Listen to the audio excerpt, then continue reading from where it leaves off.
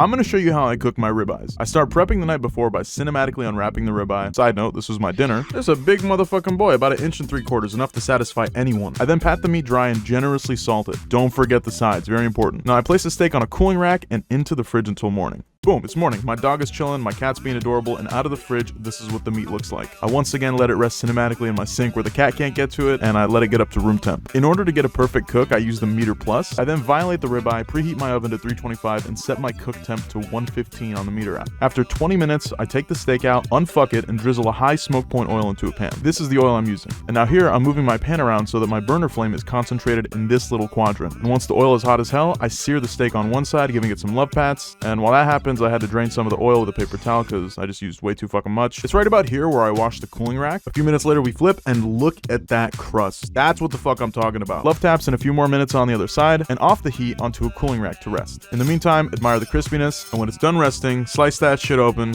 and look at that. And that's what the cap looks like. Literally falls apart even for a grass-fed steak. Leave a like if you enjoyed.